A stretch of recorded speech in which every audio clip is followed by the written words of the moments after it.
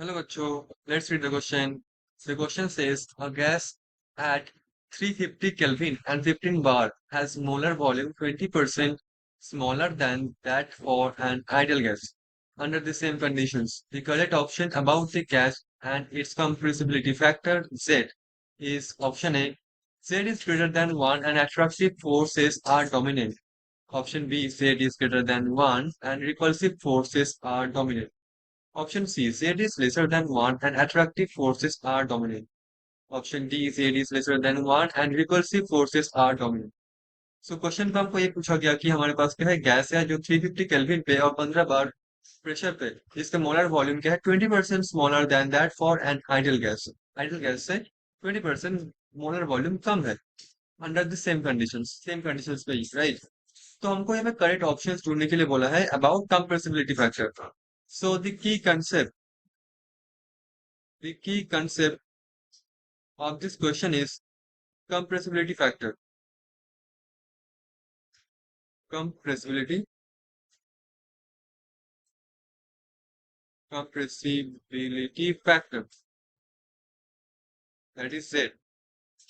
So first of all, what is compressibility factor? हमको जानना चाहिए. So Z is defined as volume of the real gas, volume of real gas divided by volume of ideal gas. Ideal gas, isn't it? ये है formula. तो हम जानते हैं मैं इसका लिख सकता हूँ कि V of real divided by V of ideal। ठीक। नाउ हम यहाँ पे क्वेश्चन पे क्या लिखा हुआ है कि the gas has molar volume 20% smaller than that for an ideal gas. That means volume of the real gas, हमारे पास जो गैस है वो क्या है real gas. So volume of जो रियल गैस है वो क्या है स्मॉलर है compare to V of ideal. तो आप खुद सोचो जेड क्या होगा, जेड का वैल्यू क्या होगा लेसर देन 1 हो जाएगा right. From this equation number 1 I can write like this now. तो z लेसर देन 1 तो मतलब option number B option A cancel हो गया। तो ऑप्शन सी और डी में से क्या होगा। अब कुछ सोचो कि हमारे पास z अगर लेसर देन 1 हुआ मतलब वॉल्यूम ऑफ रियल गैस क्या है वॉल्यूम आइडियल गैस से कम हुआ। अब हम जानते हैं जो वॉल्यूम होता है कोई भी गैस का वो क्या होता है इनवर्सली प्रोपोर्शनल। इनवर्सली प्रोपोर्शनल क्या होता है अट्रैक्टिव फोर्स। अट्रैक्टिव फोर्स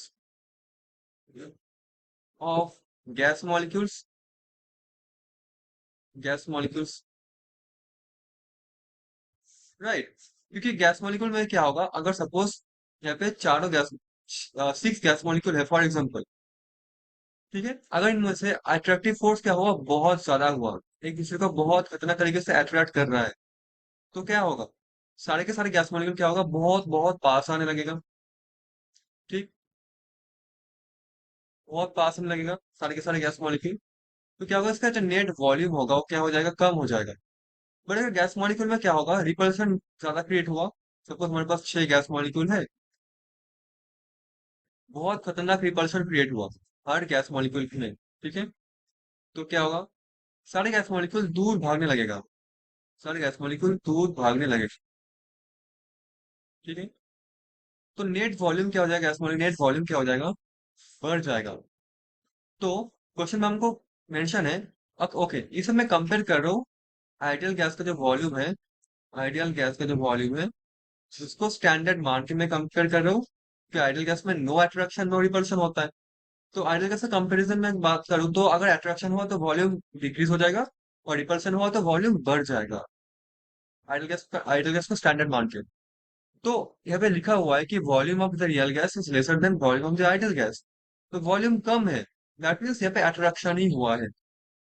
तो now Z is lesser than 1 and attractive forces are dominant. That means option number C is going to be the answer of this question. Hope you understood it well. Thank you so much.